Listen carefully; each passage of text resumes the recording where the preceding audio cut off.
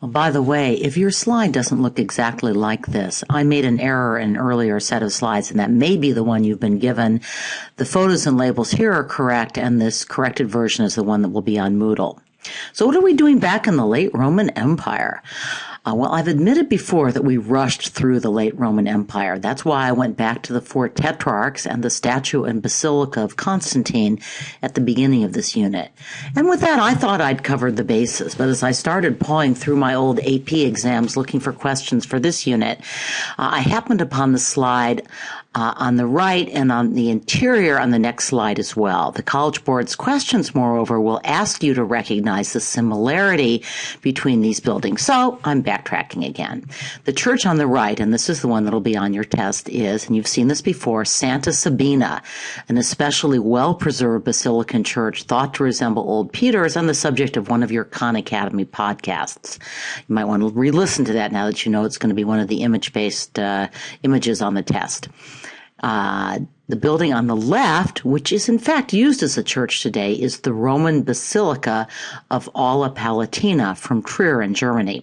Note that in both buildings you see typical Basilican form. The longitudinal construction that ends in an apse, the clerestory windows that let in light from above. A big difference between a Roman basilica and a basilica church, however, just to remind you, is that the Roman basilica, which was an administrative building, is entered on the long side, whereas in a church, it's entered through the narthex opposite the apse on the short side of the building. Okay, so here we see the interior of both buildings. On the left is the very austere interior of Alla Palatina, and on the right, the more decorated interior of Santa Sabina. So notice the flat timber roof. These date from before the Byzantine marriage of basilica and central plan dome. Notice, too, the triumphal arch over the entrance to the apse, which now houses an altar. Santa Sabina, however, has that row of pillars setting off the aisles. Do you remember what that feature's called? You need to know this one. It's an arcade. And what kind of columns do you see in Santa Sabina? Well, you look at those acanthus leaves tops, those are Corinthians, and they're actually taken from an earlier temple. Now, your book notes that the columns were reused from an earlier temple, but it doesn't include a term that, as it happens, shows up on the AP test. Maybe it was in an earlier or later version of Gardner's. At any rate, the term for reused architectural features is spolia. Actually, that's easy enough to remember. Think of the spoils of war. This is, I guess, the spoils of replacing paganism with Christianity. At any rate, now you know this term as well. So consider this a little preview of your test review podcast. I thought it was worth reviewing the Basilican church style briefly here anyway. In my last 2 lectures, I talked about the demise of the Western Roman Empire. In these lectures, we look at the kingdoms that replaced it. Basically, and you don't really have to keep all these names straight, although you should know the Franks. The Franks settled in what today is northern France and western Germany. The Visigoths settled in what today is Spain. The Ostrogoths and then the Lombards took over Italy. The Saxons moved into northern Germany and also over into England. And the Huns, followed by the Magyars, swept in from Central Asia and pushed all the other groups west. In other words, this was a period of great migrations. And the art these groups produced, at least in their early days, is often lumped together under the term migratory art. So, basic logic question, what kind of art can one produce when constantly on the move? Well, the answer is art that is highly portable. And to this day, refugees often try to turn their wealth into something like diamonds or gold that they can easily carry with them when they have to travel. Your textbook refers to these as status symbols, small precious items that proclaim their wearer's wealth and social status, but could be taken on the road. These also reveal the rather extraordinary craftsmanship at this time. Fibula were used to fasten garments. Notice the rather spectacular fibula that Justinian wears in the famous San Vitale mosaic, which is why I stuck it into this slide. The characteristic design combined elaborate geometric forms with zoomorphic or animal-based images. By the way, if you should ever encounter examples of designs side by side where one has no animal images and one does, good chance that the one without animal images is Muslim, and the one with animal images is migratory art or very early Christian art. Filigree, by the way, refers to the patterns formed with gold or silver wire. We'll get some other terms as we move on and look at these kinds of objects. But the beauty is extraordinary. And I think one of the reasons these tend to show up on the College Board is that they're trying to emphasize that although this is sometimes dismissed as the Dark Ages, there was, in fact, artistry and craftsmanship of a really extraordinary degree. Oh, there you're seeing the zoomorphic figure. And now you saw a Khan Academy podcast of the Sutton Hoo burial artifacts. This is from England. And here's a picture of the site as it was being excavated and the finds as they were first uncovered. These are Anglo-Saxon. They are either pre-Christian or very, very early Christian. There's some speculation that the king whose artifacts were found was, in fact, a convert to Christianity on his deathbed. Here are more artifacts from the Sutton Hoo burial. And by the way, you can really see that this is a warrior culture. I could imagine these coming from Mycenae. Okay, this image shows up repeatedly on AP exams. Hint, hint. You've already encountered the term zoomorphic. I think the animal shapes here are wonderfully bizarre. So you have two wolves, either whispering secrets to the man in between or taking a nibble at his ears. Notice, by the way, he's facing forward and the two animals are in profile. It's a very typical heraldic symbolism, and we'll see that in heraldry, I think, when we get further on in the Middle Ages. You also see what looks like an eagle either embracing or maybe devouring a duck. We can only guess at the significance of these symbols. Cloisonné, and this is a term you need to know, refers to patterns formed by soldering thin metal wire to a metal backing and then filling in the spaces with precious stones, with glass, or with glass paste or enamel that's then fired in a kiln to make it shine and look like jewels. By the way, remember the term cloisonné was also used for decorative brickwork where you had white stone contrasting with red brick on later Byzantine churches. That's because the effect looked like the cloisonné art, which is actually from an earlier period. So the forward-facing man, again, seems to be nibbled on by symmetric beasts in profile. That's a heraldic or a symbolic pattern associated with families or heroes. And according to the British Museum website, there's some speculation that this may have belonged to a ruler from the Wolfinga family, where the wolf was, in fact, its symbol. Interlace is another term you should know. It's the term for these twisting geometric forms that you see in the upper designs of the purse cover. In fact, in any twisting geometric forms, notice the resemblance to Islamic art. These are Viking artifacts, but note that here again we see the elaborate geometric interlacing combined with the zoomorphic and other geometric forms. These are the arts of the North, where you had long, cold winters that were often devoted to artistry, especially wood carving. Note again that this is the art that was carried along with the migrating people, in this case on their ships. The tradition of elaborate wood carving carried over in Viking art even as the Norsemen embraced Christianity after around the year 1000. So the highly stylized, abstract animals are interwoven, again, with these extraordinarily delicate carvings of plant tendrils. So what Muslim artistic element does this remind you of? Well, these look a lot like arabesques, but again, the Muslim art would not have these elongated, stylized animal figures that you see.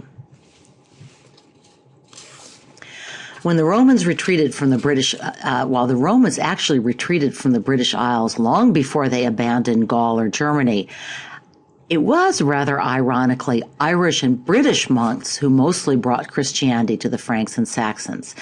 And more importantly for our purposes, it was Irish and British monks who preserved literacy and Latin language and texts, even as literacy was declining in Western Europe. So in the classical era, all leading citizens of Greece and Rome would have been literate, and the Romans would have been fully literate in both Latin and Greek. It was a sign of an educated person that he could converse and write in both languages. The warlords who ruled the Germanic kingdom were almost all illiterate. Even Charlemagne could barely write his name, and there's some speculation about whether he actually knew Latin. His biographer said yes, he could speak Latin, but other monk chroniclers report, I thought this was kind of fun, that Charlemagne would just interrupt their chants at random moments as if he had no idea what they were saying. So who knows? At any rate, there was a very popular book a few years back entitled How the Irish Saved Civilization. Actually, in fairness, the Byzantines saved civilization in the same way. If anything, they preserved more ancient texts.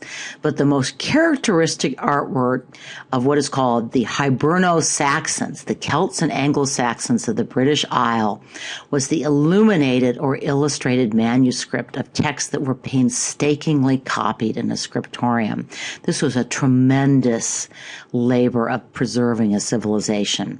Note the persistence of interlace and geometric forms in this depiction of one of the four evangelists, Matthew. I love the checkerboard pattern on his cloak. This is a style very similar to the cloisonne we saw in the purse cover. So we're seeing a, artistic exchange across medium.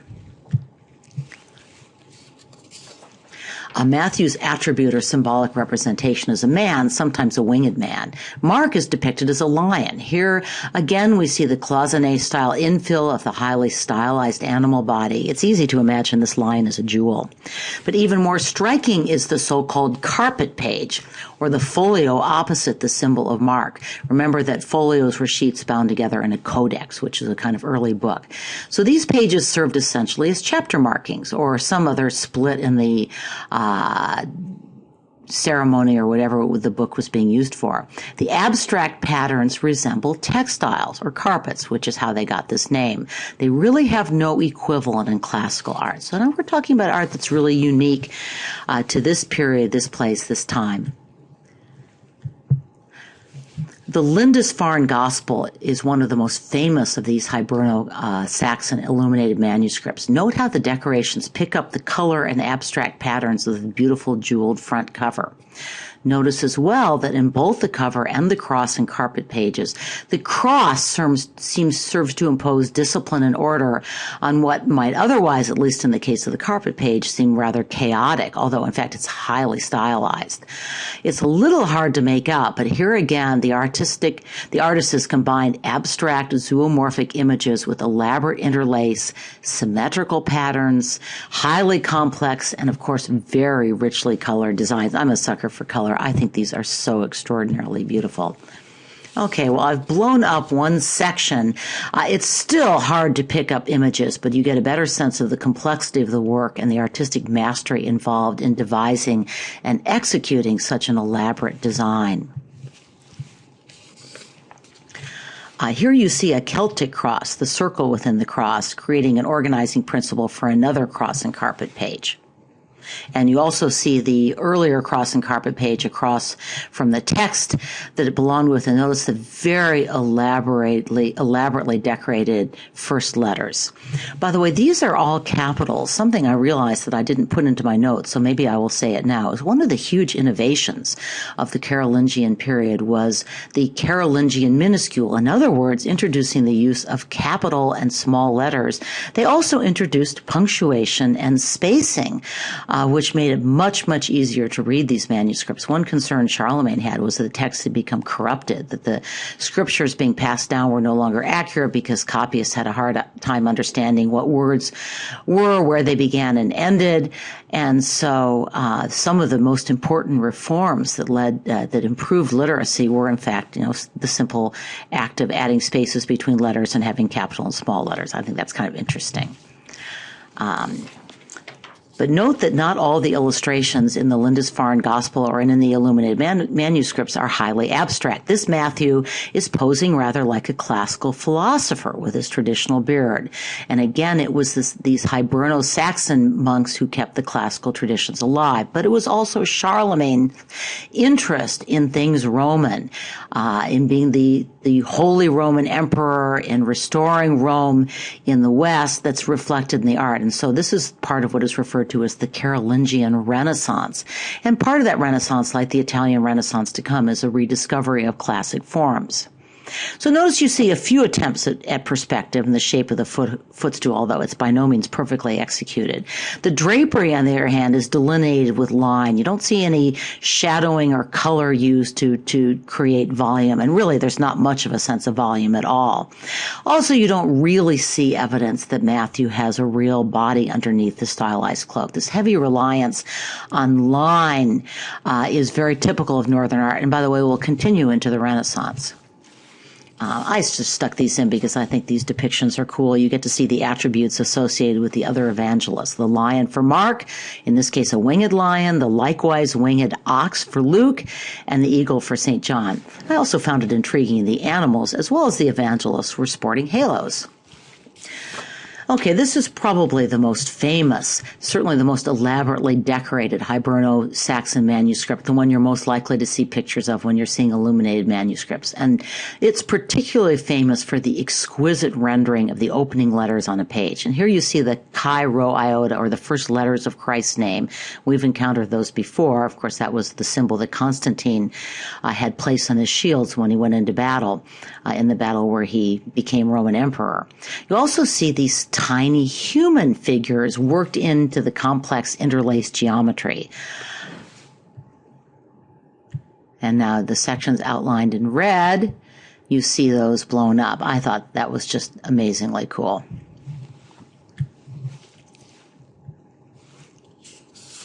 Whoops.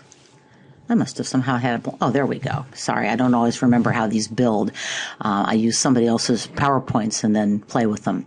So this close-up gives you a better sense of the intermingling of animal and geometric images. I really wonder, is that a rabbit at the bottom, and is he vomiting up something or eating grapes? Anyway, your guess is as good as mine. Is the one on the right a fox or a raccoon? I think these are very cool. Again, most of this period's art, while exquisite, was small and portable, suitable for fleeing or migrating. And by the way, the Hiberno-Saxon monks, their monasteries were constantly raided by the Vikings. But these carved Irish crosses are an exception. This one actually stands 18 feet high. And you can see the individual relief carvings. Again, this is low relief, very stylized, the sort of short, squat figures that are typical of early medieval art. I tried to blow up the labels on this slide by dividing it, and I actually didn't divide it very intelligently. So you have the crucifixion label on the right-hand slide when the picture itself is on the left, but you should be able to figure that one out. At the top, you see Moses, Aaron, and Hur. I actually don't remember who Hur is. I'm sorry, biblical knowledge, I fail. We see doubting Thomas, Christ with his disciples. Note that the figures are not naturalistic. The heads are too large, the legs are too short. Still, this is powerful art, kind of narrative art, although it doesn't tell a continuous story. And like Trajan's column or the victory stele of Naram Sin, it's told in registers. Relations between the Pope in Rome and the Byzantine Empire. Oops, I am so sorry. We really didn't need to see that I'm having my backup going on.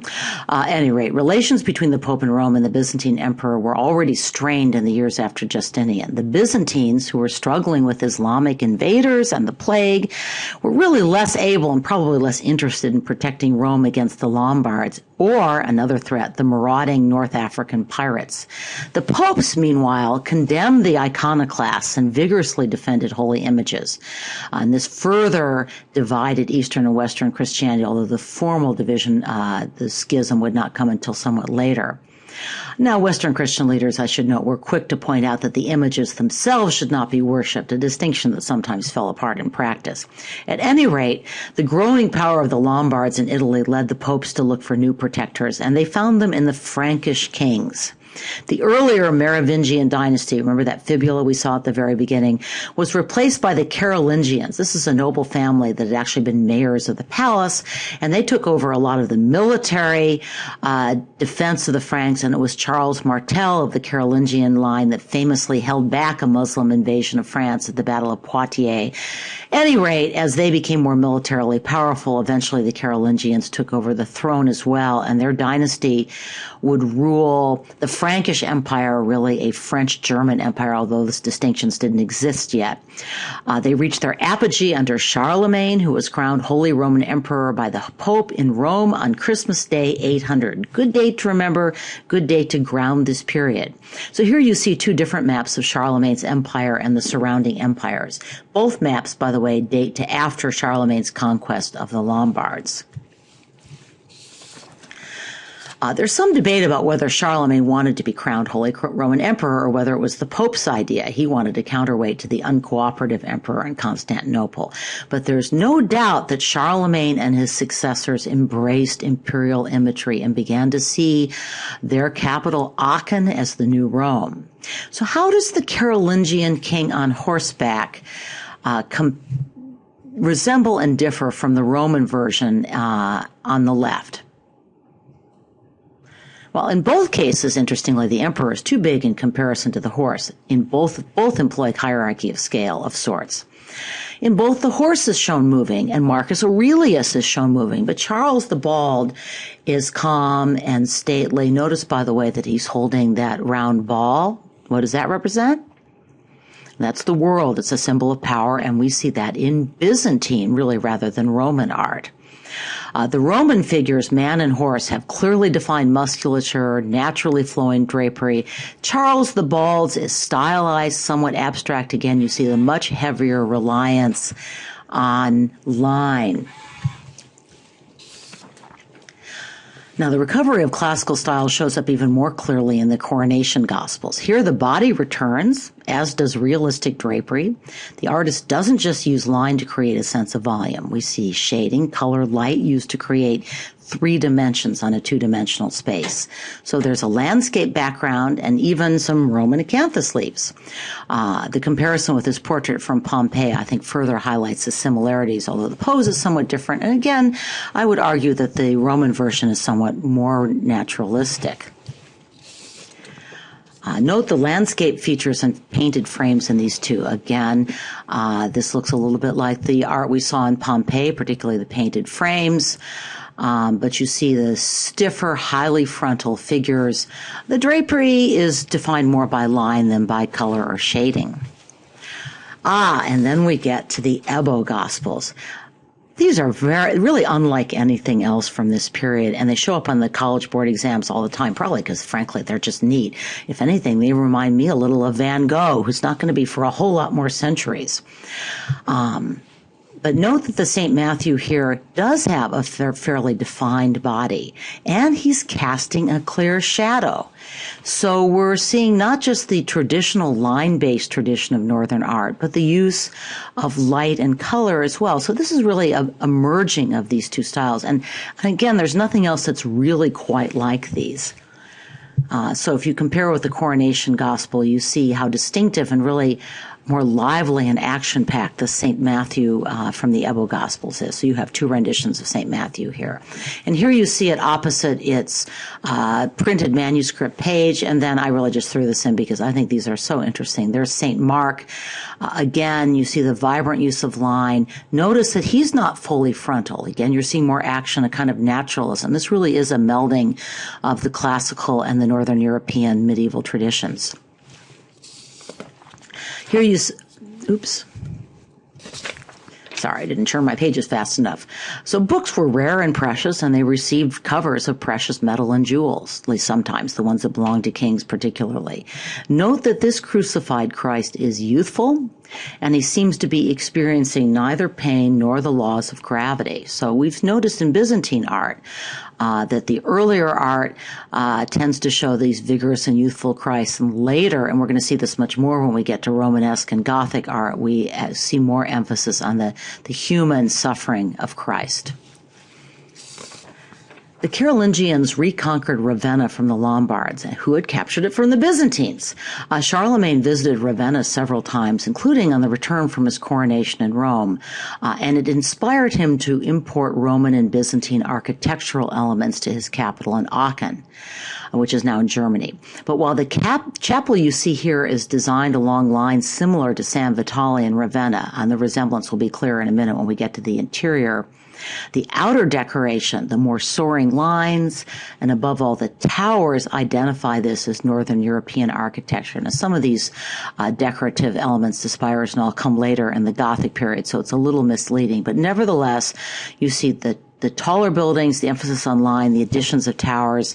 This is all more typical of the Northern European church style as we're moving toward, but have not yet arrived at the Romanesque and Gothic style. So here's a plan of the chapel at Aachen, which makes the resemblance to San Vitale clearer. So you see the central chapel is also an octagon with an octagon, but the more elaborate decoration on the west facade of the chapel, called westwork, is a Carolingian addition. We're going to see much more of that when we get to Romanesque churches.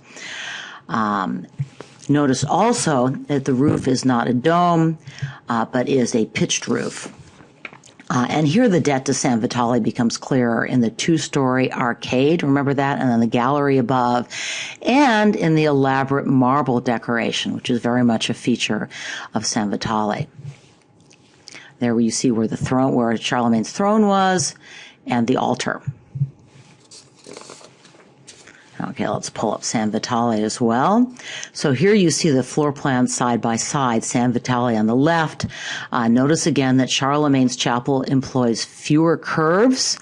It lacks a central dome. The timber roof comes to a peak. It doesn't have that rather oddly shaped narthex. Instead, the narthex is really a more reasonable place for the entrance. And in general, the lines are more straight lines, more geometric focus, less curves. So this is showing, again, the northern influence superimposed upon an essentially Roman Byzantine design.